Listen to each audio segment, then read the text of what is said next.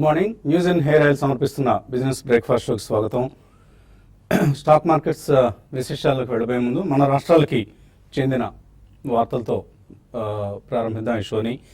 Is of doing business ఈ మధ్య అందరం పదే పదే వింటున్న మాట ఇది. సో ఆయా రాష్ట్రాలు రాష్ట్ర ప్రభుత్వాలు తమ రాష్ట్రాల్లో వ్యాపారాలు కొత్తగా ప్రారంభించాలనుకున్న వారికి కావచ్చు, లేదా ఇప్పటికే వ్యాపారాలు కొనసాగిస్తున్న వారికి కావచ్చు, ఎటువంటి విధానాలను అనుసరిస్తున్నారు, ఎటువంటి సదుపాయాలు కల్పిస్తున్నారు, ఎంత సులభంగా వ్యాపారం నిర్వహించుకునే అవకాశం కల్పిస్తున్నారు వంటి అంశాలకు సంబంధించి ఈ మధ్య కేంద్ర ప్రభుత్వం గత కొద్ది సంవత్సరాలుగా ర్యాంకింగ్స్ ప్రకటిస్తుంది. దాన్ని is of doing business rankings అంటున్నాం.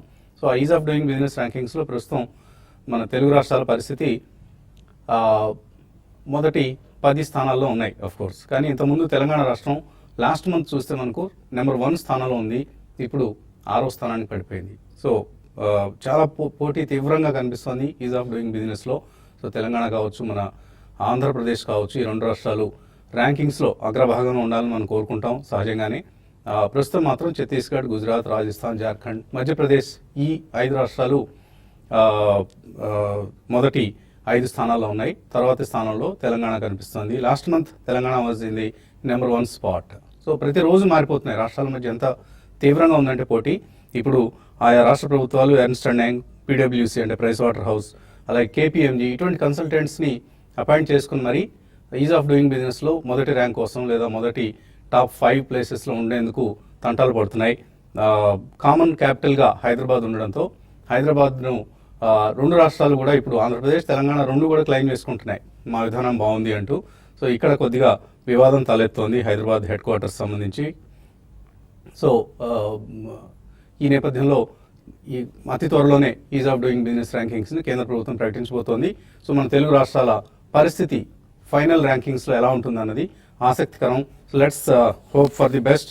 Both Telangana and Andhra Pradesh should come first and second. అది మన అందరి ఆశ. సో దట్ ఎక్కువ వ్యాపారాలు, కొత్త వ్యాపారాలు ఇక్కడ ప్రవేశిస్తాయి అండ్ ఎక్కువ మందికి ఉపాధి దొరుకుతుంది. కాబట్టి ఈజ్ ఆఫ్ డూయింగ్ బిజినెస్ ర్యాంకింగ్స్కి చాలా ఒక తీవ్రమైన అంటే ఇప్పుడున్న నేపథ్యంలో ఆ ర్యాంకింగ్ సాధించడం కూడా ఒక తప్పనిసరి అంశంగా మారింది. ఇక మార్కెట్స్ విషయానికి వస్తే స్టాక్ మార్కెట్స్లో ప్రస్తుతం మనకు ఏషియన్ మార్కెట్స్లో ఒక మిక్స్డ్ ట్రెండ్ కనిపిస్తుంది. జపనీస్ నికాయ్, అలాగే హాంకాంగ్ చెందిన హ్యాంగ్సెంగ్, సింగపూర్ స్ట్రైట్స్ ఈ 3 పాజిటివ్గా ట్రేడ్ అవుతుంటే మిగతా ఇండిసెస్ నష్టాలు ట్రేడ్ అవుతున్నాయి. లాస్ట్ నైట్ అమెరికన్ మార్కెట్స్ కూడా స్వల్ప నష్టాలతో ముగించాయి. సో ఈ నేపథ్యంలో ఇవాల్టి మన మార్కెట్ ఓపెనింగ్ అలాగే తర్వాతి ట్రేడింగ్ ధోరణి ఆసక్తికరంగా ఉంది. ప్రస్తుతం మాత్రం SGX నిఫ్టీ ఇండికేట్ చేస్తుంది ఒక ఫ్లాటిష్ ఓపెనింగ్ను మార్కెట్స్ ఓపెనింగ్ సంబంధించి. అలాగే మొన్నటి ర్యాలీ తర్వాత ఇవాళ మార్కెట్స్ ఎలా బిహేవ్ చేస్తాయనేది కూడా కొంత ఆసక్తికరం. బట్ ఓపెనింగ్ మాత్రం కొద్దిగా ఫ్లాట్ టు వీక్గా ఉండే అవకాశం కనిపిస్తుంది. ఇవాల్టి ట్రేడింగ్లో సిమెంట్ కంపెనీస్ అలాగే రిలయన్స్ ఇండస్ట్రీస్, ఇవాళ AGM ఉంది రిలయన్స్ ఇండస్ట్రీస్ది, and automobile companies of course numbers వస్తాయి. లాస్ట్ మంత్ ఆగస్ట్ నెల నెంబర్స్ ఏ విధంగా ఉండబోతున్నాయి, ఇది ఒక స్వీట్ సెప్టెంబర్ కాబోతుందా లేకపోతే ఎటువంటి నెగిటివ్ కానీ పాజిటివ్ కానీ సర్ప్రైజ్ ఉంటాయి అనేది మనకు యాజ్ ది మంత్ ప్రోగ్రెసెస్ అర్థమవుతుంది. బట్ ప్రస్తుతానికి మాత్రం banks, financial services companies, cement companies నిన్నటిదాకా లీడ్ చేసే, కానీ ఇవాళ సిమెంట్ కంపెనీస్కి ఒక నెగిటివ్ న్యూస్ వచ్చింది. 10 సిమెంట్ కంపెనీస్పై పెనాల్టీ విధిస్తూ కాంపిటీషన్ కమిషన్ ఆఫ్ ఇండియా ఒక ఆర్డర్ జారీ చేసింది. ఇవన్నీ కూడా కార్టలైజ్ అయ్యాయి, అంటే కుమ్మక్కయి ధరలను ఆర్టిఫిషియల్గా కృత్రిమంగా పెంచి వినియోగదారులని మోసం చేశాయి అంటూ సిమెంట్ కంపెనీల మీద చాలా తీవ్రమైన ఆరోపణలతో ఎప్పటి నుంచో ఈ కేసు నడుస్తుంది. నిన్న CCI జరిమానాలు విధించడం చూసాం. సో దాని ప్రభావం ఇవాళ సిమెంట్ కంపెనీస్ మీద నెగిటివ్గా ఉంటుందా అన్నది ఆసక్తికరం. అలాగే ఆయిల్ కంపెనీస్ కూడా ఫోకస్లో ఉండబోతున్నాయి. ఇవన్నీ స్టాక్స్ ఇన్ ఫోకస్. ఇక మార్కెట్ సంబంధించిన మరిన్ని విశేషాలకు వెళ్ళబోయే ముందు మనం గతంలో పదే ఒక కంపెనీ గురించి హెచ్చరిస్తుండేవాళ్ళం, అను స్లాబ్స్ అనే ఒక కంపెనీ. సో ఇది దురదృష్టవశాత్తు మన హైదరాబాద్కి చెందిన కంపెనీ. ఈ షేర్లను అవాయిడ్ చేయండి అంటూ మనం ఒక ఆల్మోస్ట్ 3-4 ఇయర్స్ బ్యాక్ ఎక్కువగా చెప్తూ ఉండేవాళ్ళం. సో ఆ కంపెనీకి సంబంధించి ఇప్పుడు తాజాగా మరికొన్ని విశేషాలు మనకు మార్కెట్స్లో తెలుస్తూ ఉన్నాయి. నిన్న కూడా ఈ కంపెనీకి సంబంధించి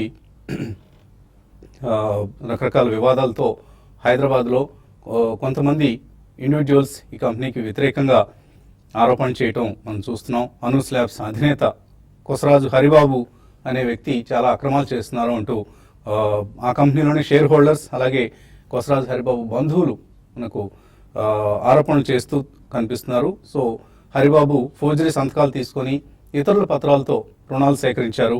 సో ఆ రుణాల్ని తనకి వ్యక్తిగతంగా వాడుకున్నారు అంటూ so Karur Vysya bank, State Bank of ఇండియాలో సుమారుగా 50 కోట్ల రూపాయలు రుణాలుగా తీసుకొని సొంత బంధువులవే పత్రాలు తీసుకొని ఆ పత్రాలని తాకట్టు పెట్టి సో వాళ్ళకి తెలియకుండా తాకట్టు పెట్టి వాటిని ఆ రుణాలను వాడేసుకొని ఇప్పుడు బ్యాంకులకి ఎగ్గొట్టడంతో ఆ రుణాలను ఇప్పుడు బ్యాంక్స్ వసూలు చేసుకునేందుకు ముందుకు వస్తున్నాయట. సో అనూస్ ల్యాబ్స్ అధినేత కొసరాజు హరిబాబుపై రకరకాల ఆరోపణలు వస్తున్నాయి. సో ఆ ఆరోపణలకు సంబంధించిన సౌండ్ బైట్స్ని ఇప్పుడు ఒకసారి చూద్దాం. నా ఆస్తులు ఇట్లా అనూస్ ల్యాబొరేటరీస్ వాళ్ళు తీసుకున్నారండి. నాకు ఏదో అవసరం అని చెప్పి తీసుకొని ఆ కాగితాలు తీసుకెళ్ళి కేవీబీలో పెట్టారని తెలిసింది. తర్వాత ఆ కేవీబీకి నేను ఎప్పుడు వెళ్ళలేదు, ఎప్పుడు ఎక్కడా సంతకం చేయకపోయినా కానీ ఇట్లా జరిగిందని తెలిసింది. తర్వాత నాకు తెలిసిన తర్వాత నేను కేవీబీ వాళ్ళకి నా లాయర్ ద్వారా నేను నోటీసులు పంపించాను. మా అక్క ఇన్ఫ్లుయెన్స్ చేయడం వల్ల ఆ కాగితాలు ఏదో ప్రాణహాని ఉందని చెప్తే ఇచ్చానండి. ఇచ్చినందుకు నన్ను ఈ విధంగా, నా కుటుంబాన్ని ఈ విధంగా రోడ్డును పడేసి బ్యాంకుల్లో పెట్టి వాళ్ళు సంతకాలు చేసుకొని అప్పులు తీసుకొని బ్యాంక్ వాళ్ళు వీళ్ళు కలుసుకొని నా కాపురాన్ని నడువీధిని పెట్టారండి. కే హరిబాబు, కొసరాజు హరిబాబు అండి, అనూస్ ల్యాబొరేటరీస్ లిమిటెడ్. ఎన్ని మోసాలు చేశాడో హైదరాబాద్లో అందరికీ తెలుసండి. ఎంక్వైరీ చేసుకోండి, నాకు న్యాయం చేయండి. మా అక్కగారిని సంప్రదించానండి. చెప్తే ఆవిడ అసలు అడ్డదిడ్డంగా మాట్లాడుతుందండి. ఇంట్లోంచి బయటికి దోసేసిందండి.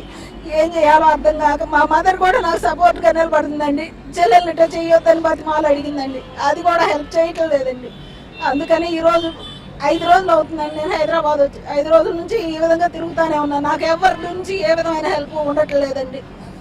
మరి ఏం చేయాలో తెలియక ఆఖరికి ఇట్లా మీడియా దగ్గరకు వచ్చానండి. అనూస్ ల్యాబొరేటరీలో మా అసెట్స్ అన్ని దాంట్లో ప్లెడ్జ్ చేసి ఉన్నాయి. వాటిని రిలీజ్ చేయమంటే హరిబాబు దానికి ఇష్టపడకుండా మీరు ఎంత ఇస్తారో చెప్పండి, నేను బ్యాంక్ వాళ్ళతో వెళ్ళి మాట్లాడతానని చెబుతున్నాడు తప్ప మాకు అసలు ఏ విధమైన సహకారం చేయట్లేదు. అమీబియా ల్యాబ్స్ అని పేరు మార్చి నడుపుతున్నాడండి. మొన్న వైజాగ్లో ప్లాంట్ అమ్మితే దాన్ని 22 కోట్లకు అమ్మితే 18 కోట్లు బ్యాంకు కట్టాడు, 4 కోట్లు తను కాజేశాడండి. సో ఇది కొన్ని లిస్టెడ్ కంపెనీస్ భాగోతం. సో మనం చాలాసార్లు హెచ్చరించాం, అనూస్ ల్యాబ్స్ అనే కంపెనీ జోలికి వెళ్ళొద్దు, ఈ షేర్ల జోలికి వెళ్ళొద్దు, కంపెనీ చాలా డూబియస్ కంపెనీగా కనిపిస్తుంది, మోసకారి మేనేజ్మెంట్గా మనకు కనిపిస్తుంది అంటూ ఇప్పుడు దానికి సంబంధించిన నిదర్శనాలు బయటపడుతున్నాయి.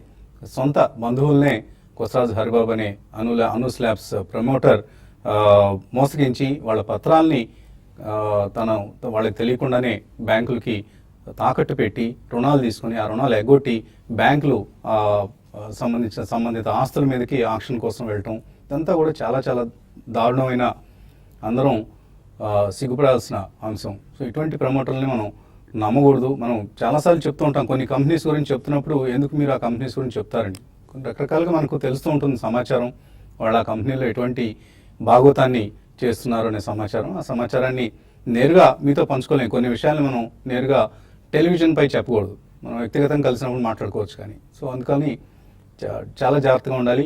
ఇటువంటి చిన్న చితక కంపెనీల జోలికి వెళ్లకుండా చక్కటి మంచి కంపెనీల్లో ఇన్వెస్ట్ చేస్తే ఎప్పుడు మన డబ్బుకి మోసం ఉండదు, అలాగే చక్కటి లాభాలు కూడా ఆర్జిస్తూ ఉంటాం. అండ్ పదే చెప్తుంది, equity investments are the best in the world. So అటువంటి రిటర్న్స్ మరే ఇతర ఇన్స్ట్రుమెంట్స్ ఇవ్వలేవు. మార్కెట్స్ పరిస్థితి గురించి మాట్లాడేందుకు కొంత అనలిస్ట్ సిద్ధంగా ఉన్నారు. సో అనూస్ ల్యాబ్స్ మనం చాలాసార్లు హెచ్చరించాం. అండ్ ఇప్పుడు నిన్న పాపం ఒక మహిళ బ్యాంక్ ముందు ధర్నా చేసి తన గోల్డ్ని వెళ్ళబుచ్చుకోవాల్సిన పరిస్థితి కనిపిస్తుంది. ఎటువంటి కామెంట్ చేస్తారు? యా, డెఫినెట్లీ అండి. గతంలో మీరు అన్నట్టు we been warning about several companies. ఇది వన్ ఆఫ్ ద కంపెనీస్ అండి. So it's a very serious almost crime అనే చెప్పుకోవాలి ఇది. ఎందుకంటే ఇప్పుడు పర్సనల్లీ చాలా మంది లైఫ్ టైమ్ సేవింగ్స్ అంతా కూడా ఇట్లా కొంతమంది ప్రమోటర్స్ నిజంగా అవన్నీ హరించడం అండ్ కంపెనీ పరంగా వాడకుండా వ్యక్తిగత ప్రయోజనాల కోసం వాడుకోవడం అనేది it's really wrong. So best thing ఏంటంటే మనం ఎప్పుడు కూడా హెచ్చరిస్తూనే ఉంటాం అబౌట్ డిఫరెంట్ కంపెనీస్. మీరు ఇందాక అంటే there are some things, corporate governance and honesty, integrity of the management గురించి అన్ని మనకు తెలియవు అంటే పేపర్స్ మీద. కాబట్టి మీరు చెప్పింది it's a very valid point అండి. There are some aspects. చాలా వ్యక్తిగతంగా కొంతమందికి తెలుస్తుంటాయి, కానీ పబ్లిక్ డొమైన్ లో పెట్టే ముందు తప్పకుండా మీ రీసెర్చ్ మీరు చేస్తారు. It's open secret now, it's in the public domain. కాబట్టి మనం చెప్పేటప్పుడు ఎప్పుడైనా కానీ corporate governance, honesty and integrity management ఉంటే తప్పకుండా ఆ షేర్ ప్రైస్ కూడా ప్రీమియం ఉంటుందండి. కాబట్టి ఓన్లీ షేర్ ప్రైస్ గురించి మీరు అట్రాక్ట్ కాకుండా ఆ కంపెనీ లావాదేవీలు గతంలో ఎలాగున్నాయి అవన్నీ చూసి, ఒకవేళ హై ప్రైస్ అయినా కానీ definitely we should always go with honest managements, ఎందుకంటే honesty always has its own premium. So ఈ కారణం వలన బీ కేర్ఫుల్. ఇప్పుడు కూడా మంచి ర్యాలీ వచ్చింది కాబట్టి do not chase all the penny stocks and low value stocks అనే చెప్తానండి. There can be some turn arounds, అది అంత మామూలు ఒక స్మాల్ ఇన్వెస్టర్స్కి అంత అర్థం కాదు అని.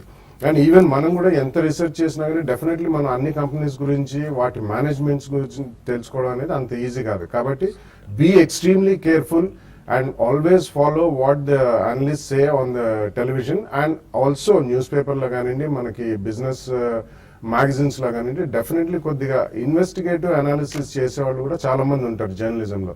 Definitely you are one among them, I compliment you. అలా ఫాలో అయ్యి జాగ్రత్తగా మన డబ్బుకి ఫస్ట్ ఆఫ్ ఆల్ సెక్యూరిటీ అండి, తర్వాతనే మనం రిటర్న్స్ అనేది ఆలోచించాలి. కాబట్టి అది ఆచితూచి ఇన్వెస్ట్మెంట్స్ చేయమని చెప్తానండి.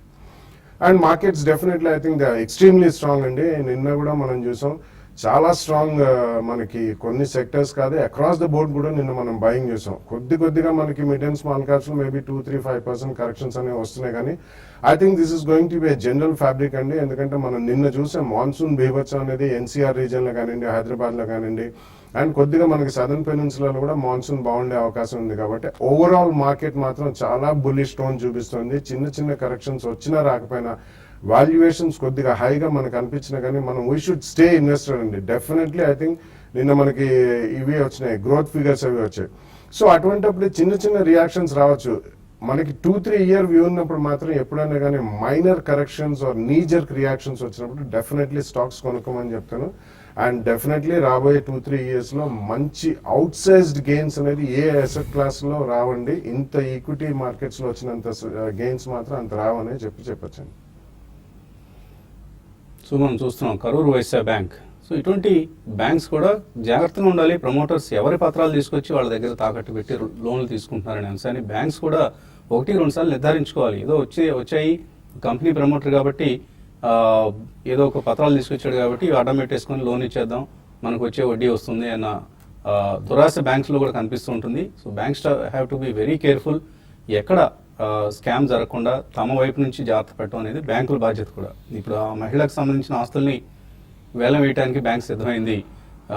లోన్ తీసుకుంది ఒకళ్ళు, కంపెనీ ప్రమోటర్ హరిబాబు అనే వ్యక్తి, వాళ్ళు ఆక్షన్ వేస్తుంది మరొకరి ఆస్తిని. సో ఇదంతా కూడా బ్యాంక్స్ కూడా it's a bad name for the banks also.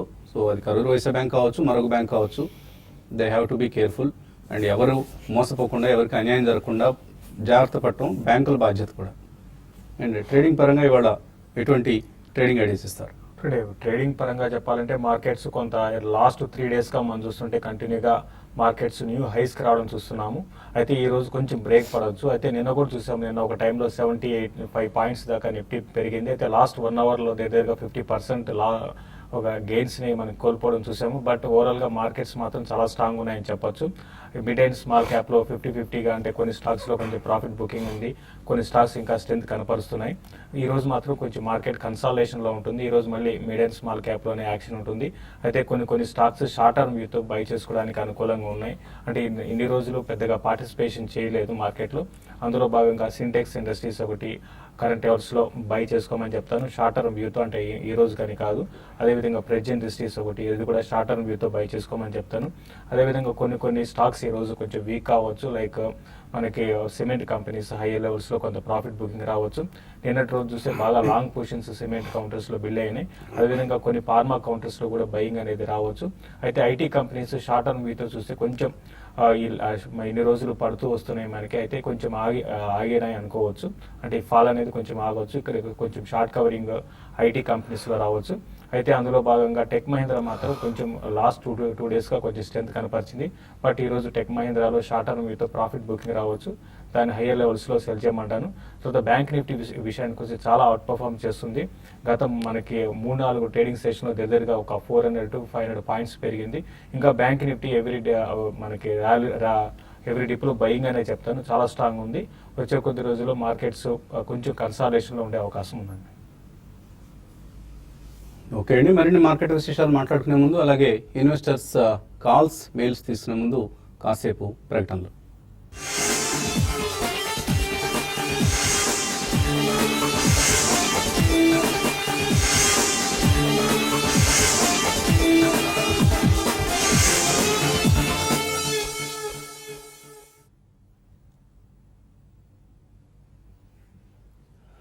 News and hair oil సమర్పిస్తున్న బిజినెస్ బ్రేక్ఫాస్ట్ షోకి తిరిగి స్వాగతం. కాలర్స్ లైన్ ఉన్నారు.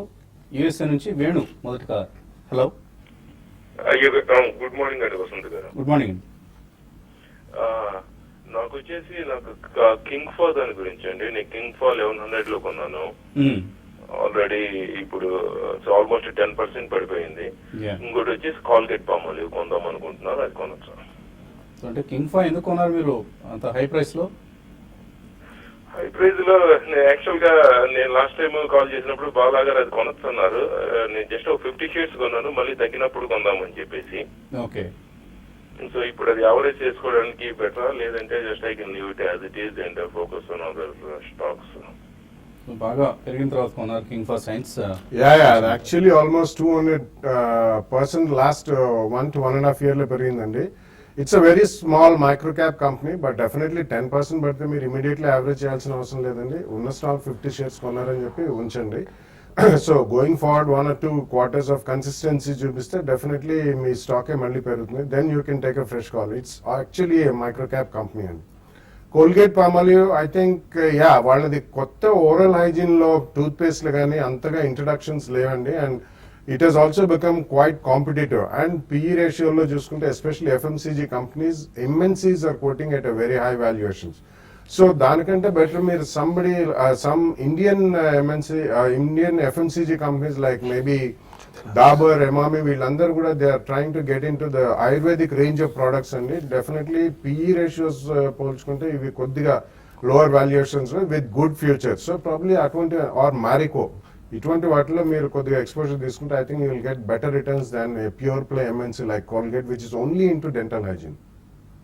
అలాగే చాలా కంపెనీస్ పోటీని ఇప్పుడు ఫేస్ చేయాల్సి వస్తుంది. కోల్గేట్, పతంజలి లాంటి వాళ్ళ పేస్ట్కి ఆర్ ఈవెన్ డాబర్ లాంటి కంపెనీస్ పేస్ట్కి ఇప్పుడు ఎక్కువ ఆదరణ లభిస్తుంది. సో ఈ నేపథ్యంలో Colgate will have tough times going ahead. And ఇందాక మనం అనుకున్నాం అను స్లాబ్స్, ఈ షేర్లు ఇప్పుడు ట్రేడ్ కూడా కావడం లేదు. సో చాలా కేర్ఫుల్గా ఉండాలి.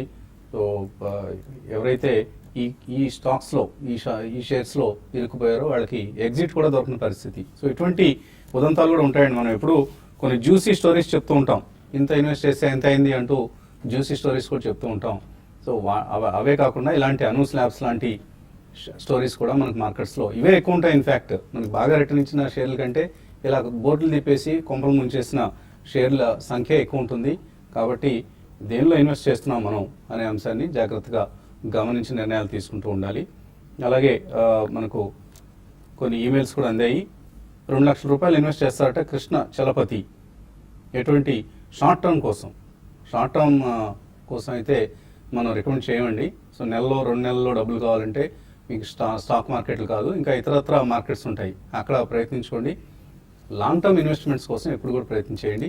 ఆర్ మీకు మార్కెట్స్ గురించి బాగా నాలెడ్జ్ ఉంటే ట్రేడింగ్ చేసుకోవచ్చు. బట్ షార్ట్ టర్మ్ కోసం నెలకి 2 నెలల కోసం షేర్లు కొని అందులో నష్టం వచ్చిందంటూ మళ్ళీ తర్వాత మమ్మల్ని కూడా బ్లేమ్ చేసే అవకాశం ఉంటుంది. కాబట్టి we normally try to avoid such recommendations. Devender Rao అడుగుతున్నారు, క్యాపిటల్ ఫస్ట్ 325 కొన్నారట, గ్రూప్ ఫైనాన్స్ 250 కొన్నారట, అలాగే దివాన్ హౌసింగ్ కొనుక్కోవచ్చా? గ్రూప్ ఫైనాన్స్ ఉంది ఆల్మోస్ట్ అండ్ క్యాపిటల్ ఫస్ట్ రెండు కూడా మీరు డీసెంట్ ప్రైస్ లో కొన్నారండి. సో దివాన్ హౌసింగ్ ఇప్పుడే వాళ్ళు they have closed a massive NCD issue. So కొద్దిగా కూల్ డౌన్ కానివ్వండి. I don't think you should invest in 2 companies in housing finance. Already ఒకటి ఉంది కాబట్టి ప్రాబ్లీ వేరే సెక్టర్, 2 ఫైనాన్షియల్స్ చెప్పారు కాబట్టి వేరే sector maybe auto ancillary company or maybe small cap pharmaceutical కంపెనీలో ఇన్వెస్ట్ చేసుకుంటే బెటర్ అండి. రంగనాథ్ అడుగుతున్నారు, పనామా పెట్రో 72 రూపాయలు కొన్నారట లాంగ్ టర్మ్ కోసం, మంచిదేనా ఇది? అంటే పనామా పెట్రో మీరు లాంగ్ రన్ కోసము అంటే రీసెంట్గా బాగా పెరిగిందండి స్టాక్. అయితే అంత క్వాలిటీ స్టాక్ అయితే కాకపోవచ్చు అండి ఇది. కాబట్టి ఏంటంటే ప్రస్తుతం అయితే ట్రెండ్ మాత్రం చాలా అప్ ట్రెండ్లో ఉంది. మీరు ఇన్వెస్ట్మెంట్ కొనసాగించి క్లోజర్గా 80-84కి వచ్చినప్పుడు మీరు ఒకసారి దీంట్లో ప్రాఫిట్ బుక్ చేసుకోమని సజెస్ట్ చేస్తానండి. పెరిగా వెంకటరమణ అడుగుతున్నారు, క్రాంప్టన్ ఫ్యూచర్స్ హోల్డ్ చేస్తున్నారు, హోల్డ్ చేయొచ్చా ఇవాళ రేపటి ఈ 2 రోజులకు సంబంధించి ఇది ఎలా బిహేవ్ చేసే అవకాశం ఉంది క్రాంప్టన్ గ్రీవ్స్ అనుకుంటారు? క్రాంప్టన్ గ్రీవ్స్ స్ట్రాంగ్ గా ఉండే అవకాశం ఉందండి. మనకి రీసెంట్ డేస్ లో ఇది చాలా బాగా పెరిగిన స్టాక్ ఇది కూడా. అయితే 82 దగ్గర మీరు స్టాప్ లాస్ పెట్టుకోండి. అది ఒక 88-90 లెవెల్స్ టెస్ట్ చేయొచ్చు. అయితే ఈ రోజు రేపట్లో టెస్ట్ చేస్తుందని చెప్పలేము, బట్ ఈ రోజు రేపట్లో మాత్రం అట్లీస్ట్ 86 ఆ లెవెల్స్కి వచ్చినప్పుడు మీరు షార్ట్ టర్మ్ వ్యూతో అయితే ఒకసారి ప్రాఫిట్ బుక్ చేసుకోమని చెప్తానండి. రాజు పువ్వాడ అడుగుతున్నారు, 20 లక్షల రూపాయలు ఇన్వెస్ట్ చేస్తారు 2 to 3 years కోసం, ఆల్రెడీ పీవైటీ మెంబర్. సో పీవైటీలో మీకు రికమెండేషన్స్ వస్తూ ఉంటాయండి, తరచుగా వస్తూ ఉంటాయి. మరి 3-4 రోజులు కాకపోయినా కనీసం 1 week 10 daysకి ఒక రికమెండేషన్ మనం ఇస్తూ ఉన్నాం. నెలలో 4 రికమెండేషన్స్ తగ్గకుండా కూడా ఇస్తూ ఉన్నాం.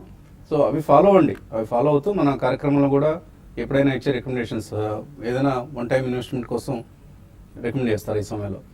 యా, వన్ టైం అంటే మీరు చెప్పింది కరెక్ట్ అండి. When they are following PYT I think that's good way to invest అండి. ఎందుకంటే మీరు చెప్పినట్టు ప్రతి వారం కానీ ప్రతి 10-15 డేస్కి న్యూ ఐడియాస్ రావు. But generally financials will do well and auto ఆన్సిల్ది తప్పకుండా ఈ 2 సెక్టర్లు మాత్రం నెక్స్ట్ 2-3 years బ్రహ్మాండమైన రిజల్ట్స్ ప్రకటిస్తాయండి జనరలీ. అండ్ ఇన్ఫ్రాస్ట్రక్చర్కి సంబంధించిన ఇప్పుడు మాన్సూన్ ముగియంగానే కొన్ని strong companies like maybe KNR, Jayakumar infra, ఇటువంటి companies are go with the leaders L&T. Every decline calls for a very strong buy. Next 2-3 years we have excellent visibility of business.